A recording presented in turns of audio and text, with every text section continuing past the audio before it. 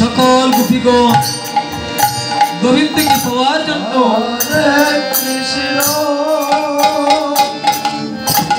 কত সুমধুর আগরবাতি জ্বালিয়ে বলছি, প্রাণ গোবিন্দ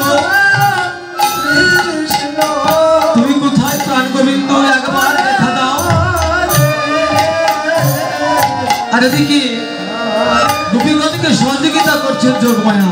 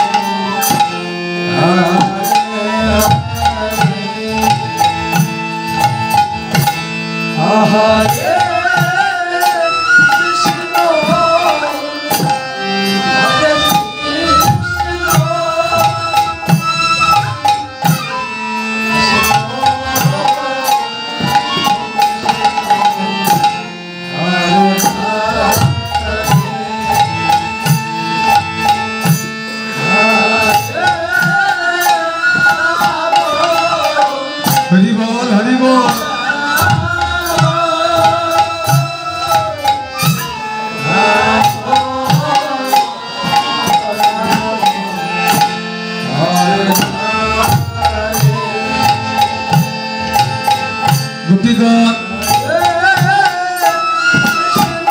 জ্বালিয়ে ধূপ জ্বালিয়ে তাদের ভুল বুঝতে পেরে প্রাণের গোবিন্দকে খুঁজে খুঁজে বেড়াচ্ছে, কিন্তু কোথাও খুঁজে পাচ্ছে না। এদিকে কৃষ্ণ আমার অন্তরাল থেকে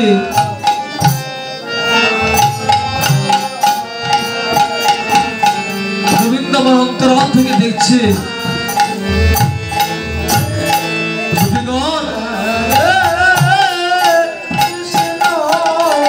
জগতে আমাকে তারাই হারায়, তাদের মান থাকে, অভিমান থাকে।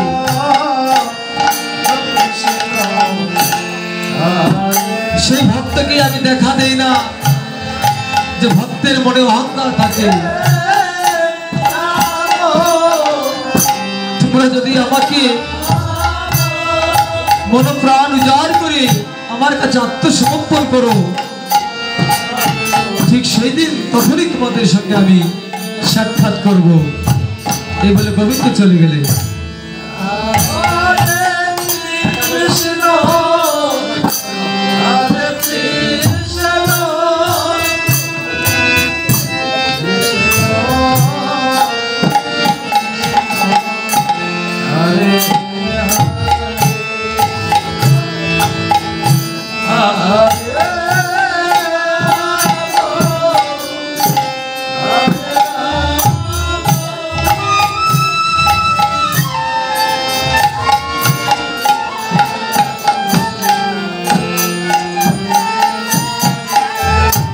গোপীগণের মনে অনেক স্বাদ ছিল,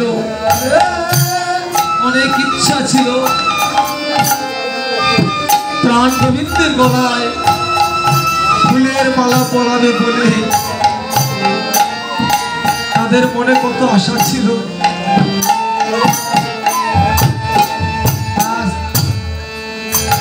আজ গোপীগণ মনের মধ্যে এসে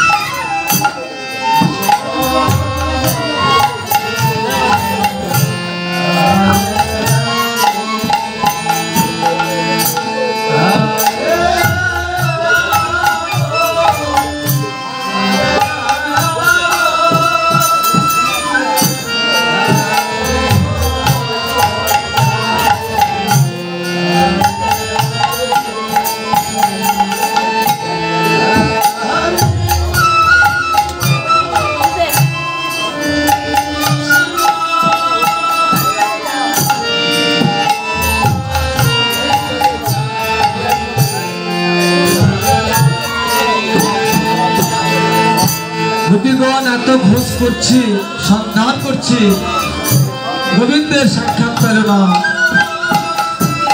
এবার গোপীগণ মনে মনে ভাবছে,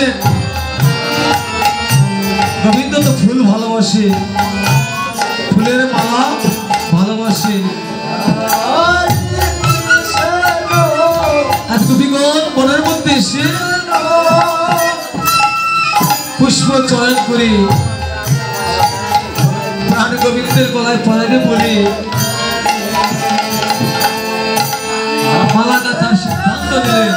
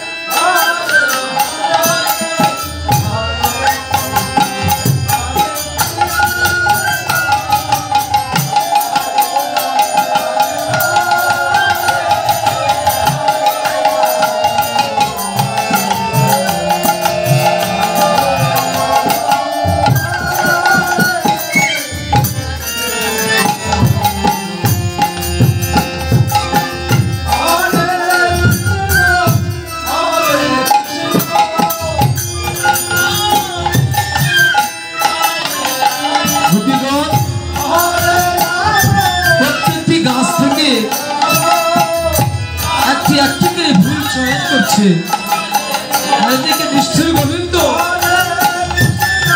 বুঝতে পারলে গোপীগণ আমার জন্য ফুল চয়ন করছে।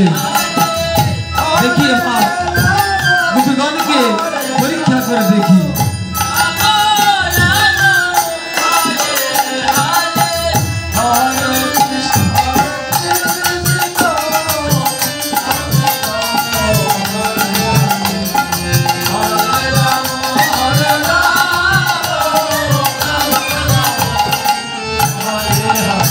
এদিকে গোপীগণ ফুল চয়ন করছে আর গোবিন্দ ফুল চুরি করছে।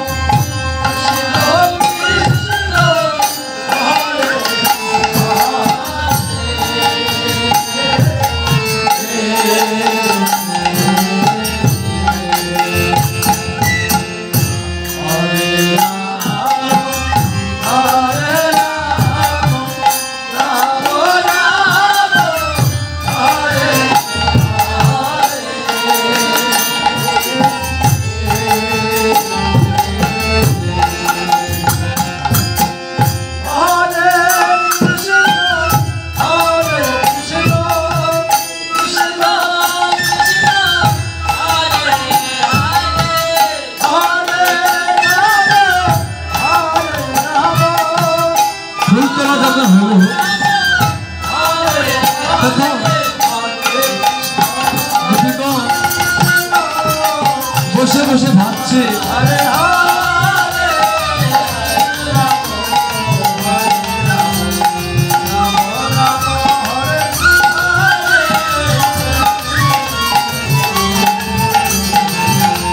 তাদের মনের আশা কত,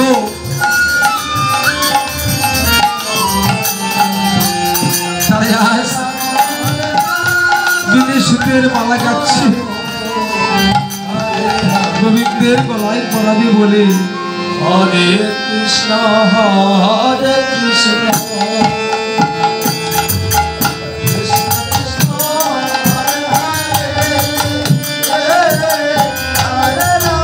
কিন্তু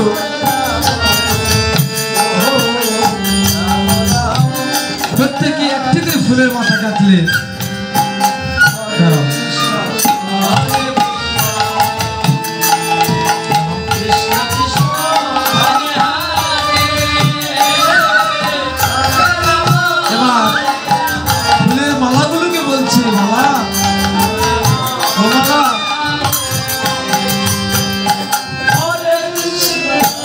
আশা করি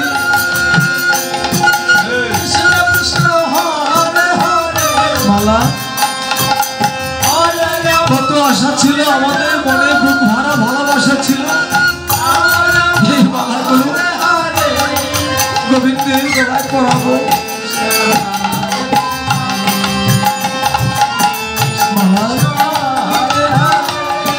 তোরা কি গোবিন্দের সময় লাগবে?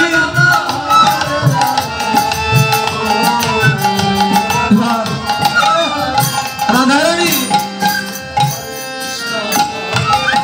ওই বৃক্ষকে বলছে, ওই বৃক্ষকে বলছে, ওই বৃক্ষ আমাদের গোবিন্দ কি এই পথে গেছে? তুমি বলতে পারো? তুলসী বৃক্ষকে বলছে, ও বৃক্ষ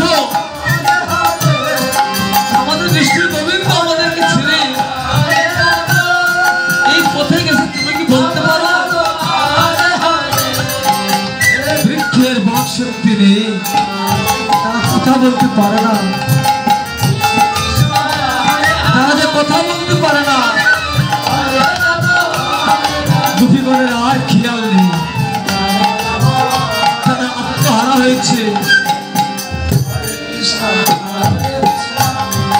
রাধারানী এবার সকল গোপীগণকে বলছে, গোপীগণ এদিকে এসো।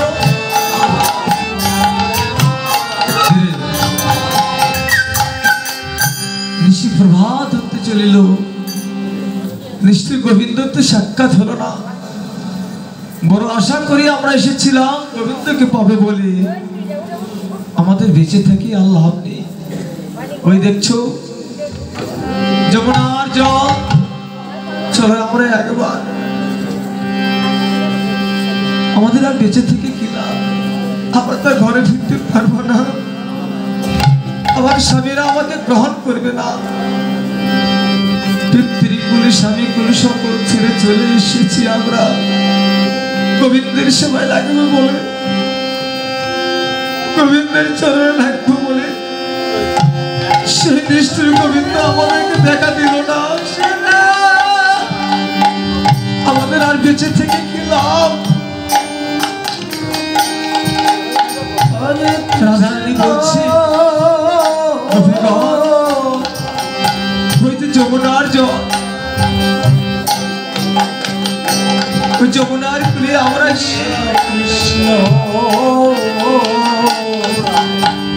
যমুনার গহীন জলে আমরা ঝাঁপ দিয়ে আত্মহত্যা করি। এই একমাত্র পথ আমাদের খোলা আছে। এই বলে সকল গোপীগণ একত্রিত হয়ে যমুনার কুলে এসে দাঁড়ালেন।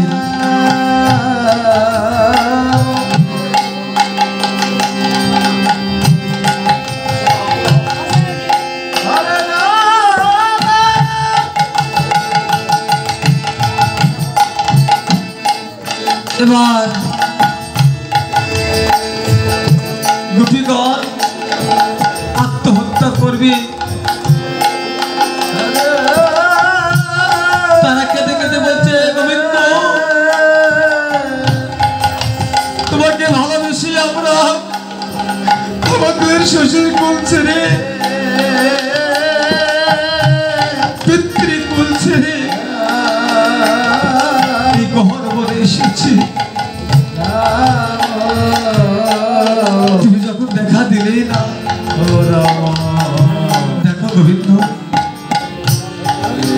আমরা আর বেঁচে থাকবো না। এই বলে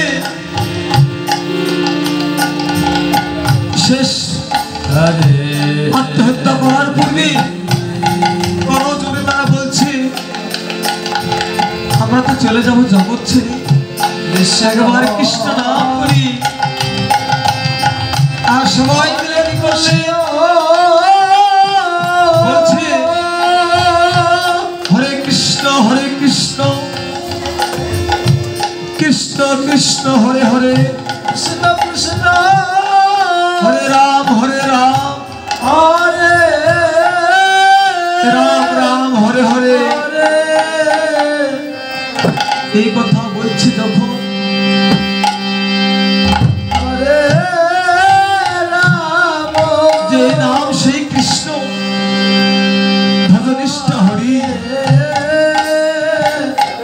শহীদ আছেন আপন শ্রীহরি। গোপীগণ যখন একনিষ্ঠ ভয় ভক্তি ভাবে কৃষ্ণ নাম করছে, ডাকার মতো যদি ডাকে ভগবান আর দূরে থাকতে পারে না। এমনি ভাবে যখন কৃষ্ণ নাম করছে, কৃষ্ণ নাম করে যখন গোপীগণ যমুনার জলে ঝাঁপ দিবে, সেই সময় ভগবান কৃষ্ণ আমার দূর থেকে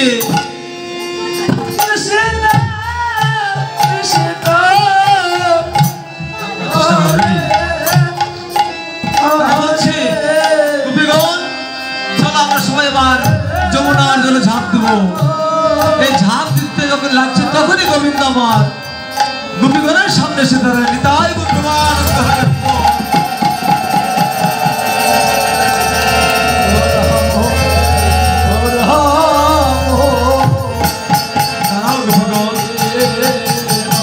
দাঁড়াও গোপীগণ, তোমাদের আত্মহত্যা করতে হবে না। তোমাদের ভক্তিতে আজ আমি খুশি হয়েছি। বলো গোপীগণ, আজ তোমরা আমার কাছে কি চাও বলো? তোমরা আজ আমার কাছে যা চাইবি তাই তোমাদেরকে দেব।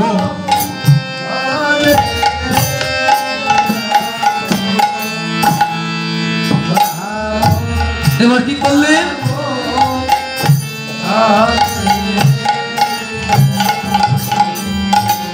গোপীগণ বলছে, গোবিন্দ একটা তুমি রাস করবে, এই রাশি আমরা সমবেত হতে চাই। গোবিন্দের মনে বললে, হ্যাঁ সত্যি তো, ঠিক আছে, তোমাদের মনোবাঞ্ছা পূর্ণ করছি। এসো আমার কাছে, তোমরা এসো। গোবিন্দের চারদিকে যখন সকল গোপীগণ দাঁড়ালেন, তখন কি বলছে? এবার বলছে, ও নাগর, ও নাগর তেরে তেরে হেরোয়ে চাঁদ বয়া, ও নাগর তেরে হেরোয়ে চাঁদ বয়া।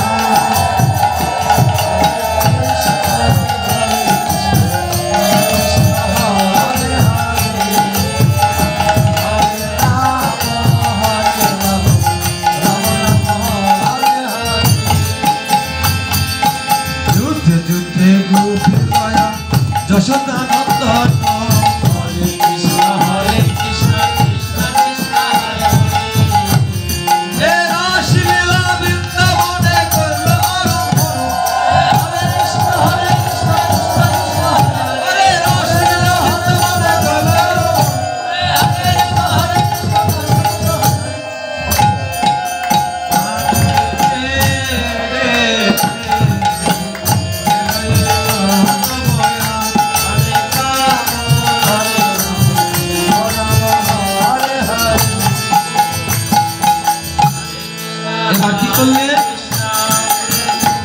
গোবিন্দ আমার সকল গোপীগণে হস্ত ধরলেন, অর্থাৎ হাত ধরলেন, হাত ধরে ধরে বন্ধন করলেন।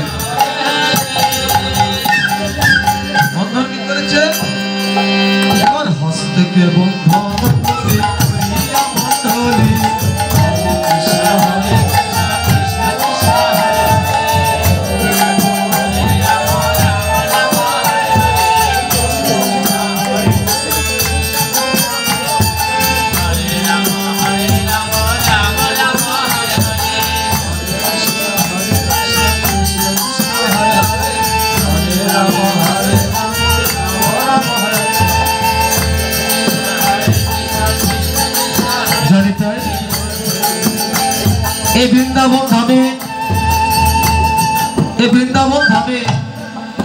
আমার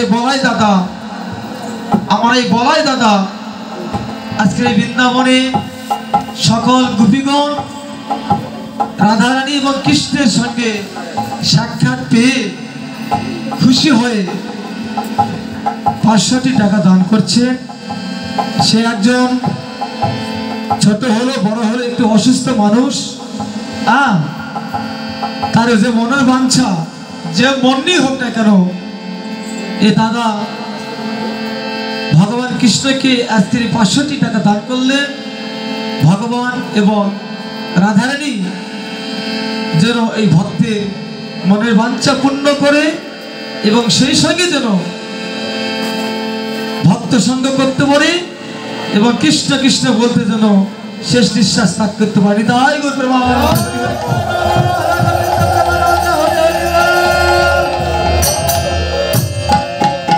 এবার হস্তকে বন্ধন করি করিয়া বন্দলি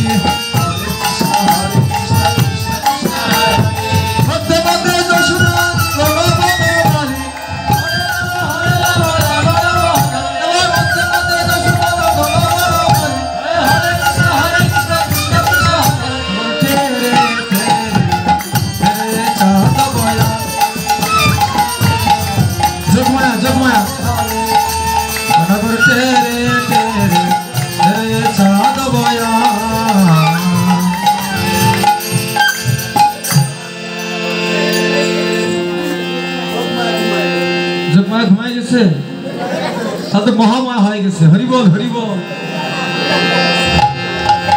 বাবারে যোগমায়ার বয়স হয়েছে তো একটু ঘুম আসছে, কিছু মনে করবে না। হরিবল। মদন কোথায়? মদনের খবর আছে? আছে তো? মদন রেডি হয়েও, সন্ন্যাস ঠাকুর রেডি হয়েও। হরে কৃষ্ণ। এবার যোগমায়া দূর থেকে লক্ষ্য করছেন রাসলীলা আরম্ভ হয়েছে। যোগমায়ার কাজ হচ্ছে কৃষ্ণের সঙ্গে ভক্তের সাক্ষাৎ করে দেওয়া, সংযুক্ত করে দেওয়া। আজ কি করেছে যোগমায়া? এসে সকল গোপীগণকে একত্রিত করে দিচ্ছে আর বলে দিচ্ছে যে এমনি ভাবে গোবিন্দকে পেতে হলে এই কাজগুলো করতে হবে। এই বলে দূর থেকে তিনি দেখছেন আর আনন্দ করছেন। আজি যোগমায়া আশ্রয় করিয়া গোরা কাঠ বড়, যোগমায়া আশ্রয় করিয়া কাঠ বড়। এবার দুই দিন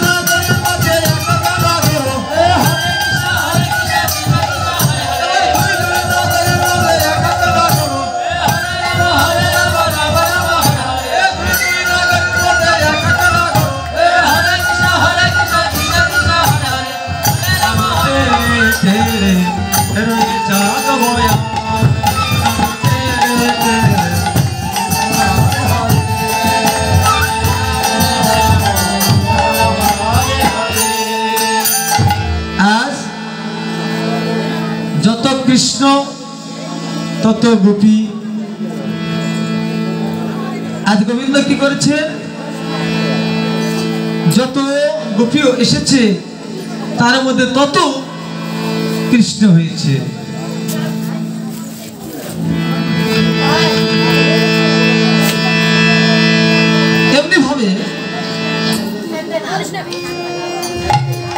এমনি ভাবে যখন রাসমঞ্চে রাসলীলা আরম্ভ হয়েছে,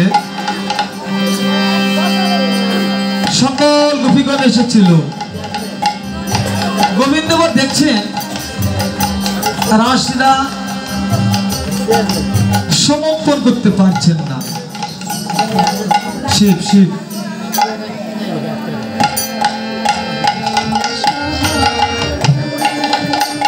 গোবিন্দ মনে মনে ভাবছে দেখি আমি এত চেষ্টা করছি কিন্তু রাস সম্পন্ন করতে পারছি না কেন। এবার গোপীগণকে বলছি, গোপীগণ এই বৃন্দাবনে রাসমঞ্চে কোনো কি পুরুষের আগমন হয়েছে? সবাই এবার এদিক ওদিক তাকাচ্ছে, দেখছে।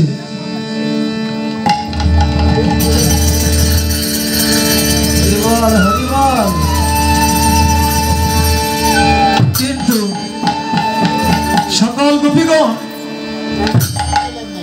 পুরুষের সন্ধান পেল না।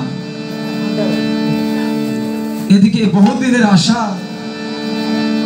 অনেক দিনের তপস্যা, প্রাণ গোবিন্দ কেমন করে রাসলীলা করে। এই রাসলীলা উপভোগ করার জন্য মহাদেব কি করেছেন? আড়ালে চুপটি করে বসে আছে। এবার গোবিন্দ বলছে, গোপীগণ ভালো করে দেখো, নিশ্চয় এখানে কোনো পুরুষের আগমন হয়েছে।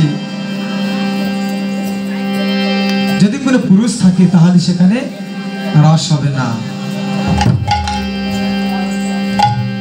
গোপীগণ তোমরা ভালো করে কি দেখো। এবার কালী বলছি, শিবকে যাই ফুসফুসকে বলছি, মহাদেব মহাদেব এখান থেকে সরে চলে যাও, চলে যাও, চলে যাও বলছি, তোমার জন্য রাস হচ্ছে না, যাও চলে যাও। বলছে চুপ করো চুপ করো চুপ করো, আমি এখানে এসেছি, তুমি বলবে না, চলে আসো। এবার সকল গোপীগণ বলছেন, না গোবিন্দ এখানে তো কোনো পুরুষের আগমন হয়নি। গোবিন্দ বলছে, অন্তর্যামী ভগবান বলছে, নিশ্চয় এখানে পুরুষের আগমন হয়েছে। ঠিক আছে, তোমরা এত করে যখন বলছো কোনো পুরুষের আগমন হয়নি, আমি এই রাসমঞ্চে অভিশাপ দিচ্ছি। কি অভিশাপ?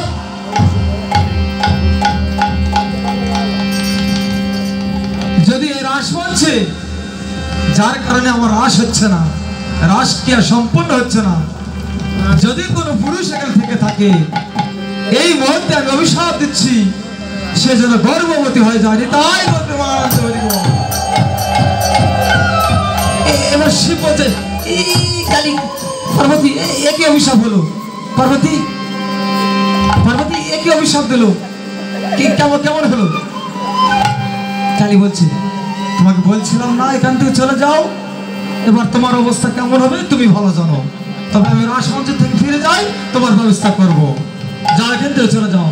এবার অভিশাপ নিয়ে শিব কি করলেন? রাসমঞ্চ থেকে পরিত্যাগ করলেন। তাই আনন্দ হরি হরি বল।